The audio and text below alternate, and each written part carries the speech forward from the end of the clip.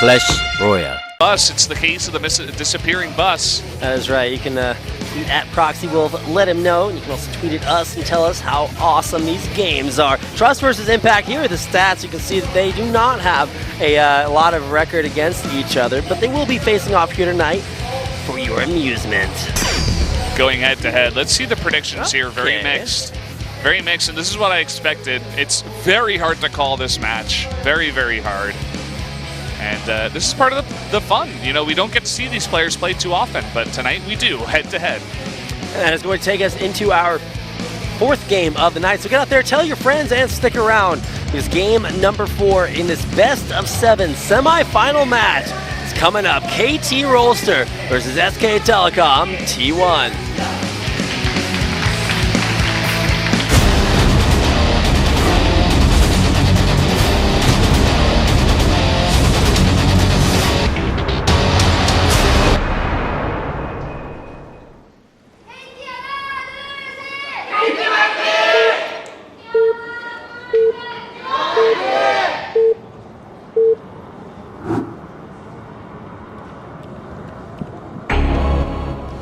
Down here in the bottom right, in the red, the Protoss player from KT Rolster, it is Trust.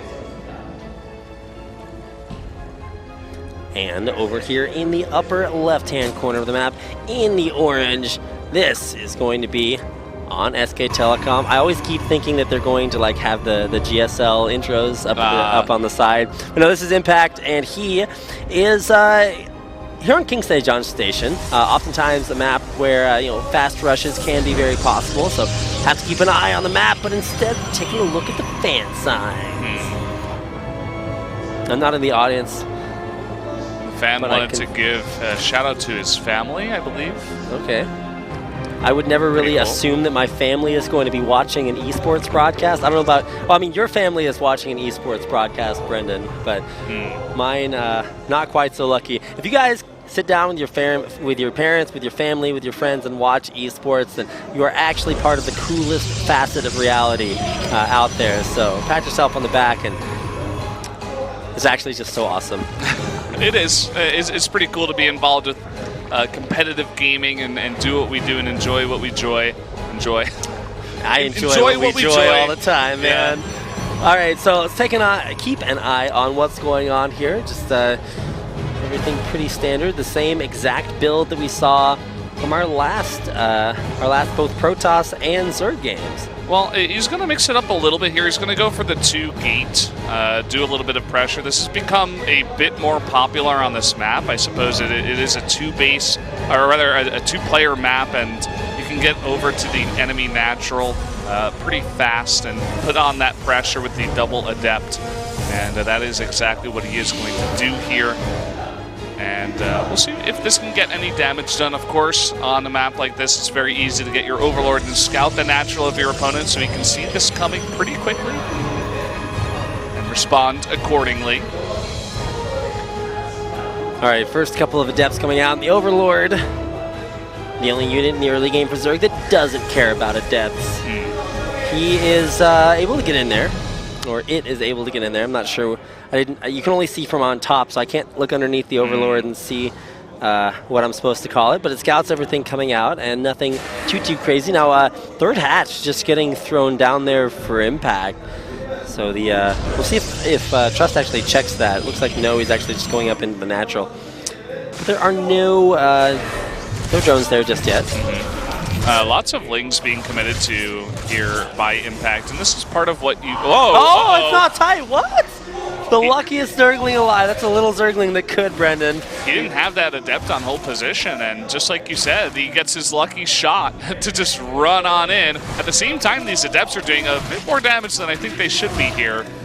Going to commit now to the drones. Oh, a bit of a misclick there. Well, he loses one early, so that's going to minimize the effect of this harass, but still will escape with one. And will he actually scout this third? I don't think that Trust knows about it. Yeah, not quite yet. Maybe he can kind of assume by just the number of drones and the Lings. This adept just barely gets away. And I was going to say it before. Coming for you. Oh yeah, you're actually right with the speed. He's on the way. He wants to put on a bit of pressure. That poor adept.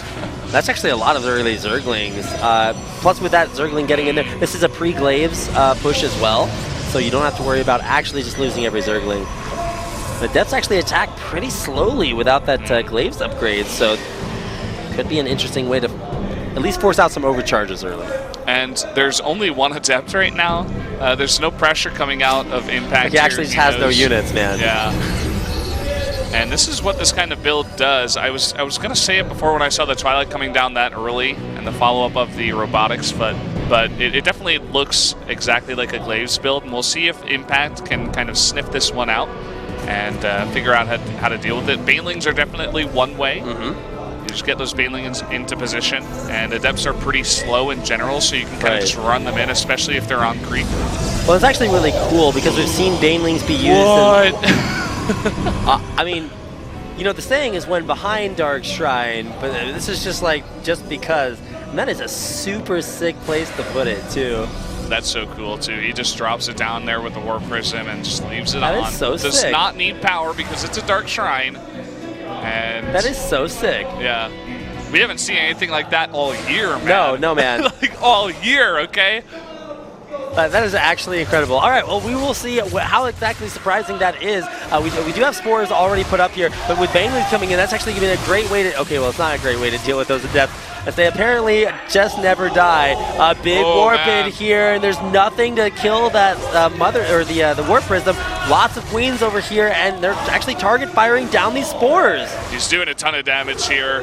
I wish he would actually chase after the drones. He's going to shade instead, and this will eventually be cleaned up, but he's taking away so much mining time of the Zerg here and getting a ton of damage. There are so many Spores down already, so I wonder how many DTs he is going to commit to, but the Dark Shrine's about to complete. Yeah. Here we go. He's actually focusing down the Spore at the natural. I wonder if this will tip him off. Impact, that is. I mean, you can't just see that and not wonder what's up. He's not going to get the Spore. It does get transfused. The screens are kind of glitchy there. He's actually just continuing to do a lot of just harassment, and here come the first 3 DTs. And you know what? There's only one Spore here. There's no units, so even though you can see it now, it just doesn't matter. There's so much damage being done in the third base, too. And there's nothing that Impact can do about this. Instant GG. Damn. Takes off the glasses, the opposite, the reverse deal with it, and runs out of that. Well, he can't deal with it, man. Oh my God, he doesn't even need glasses to see him. This is so cool to watch in action. Trust, making art before our eyes. And literally did not even need the DTs, you know? Just no Banelings in preparation. He had the Baneling nest, he did not make enough for the push. He was not ready, not prepared.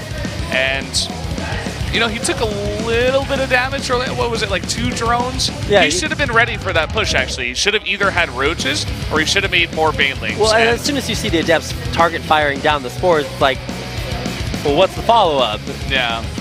But even so, like, he lost before the DTs were warped in. It was just like, he died to just simple Resonating Glaives harass. It's like when Neeb plays in foreign tournaments and he makes Resonating Glaives and all the Zergs just flounder. They're like, oh, I don't know what to do. Like, that's kind of what it looked like there in Impact. He didn't know what to do. He was not ready, not have any kind of defense set up. He had a couple of Banelings. You even said it, you're like, well, that's not enough. Yeah. You know, all the Adepts are alive with only their shields gone. I'm like, well, you know? All right, well, that's going to do it for game number 4. Game 5, it's going to be Dark versus Zest. So if you guys have been waiting all day long just for this matchup, well, it's coming up. And it should be one of the best matches just of this series, but it's also game point for KT Rolster. You know what I really enjoy about tonight is that these players are playing Pro League so well. In the past, we've seen so many players that are really good just come out for Pro League for best of ones, and they're like, I'm just going to play a straight-up macro game. It's like, no, you're not preparing for your opponent. You're not preparing a specific build, and we're seeing so many prepared builds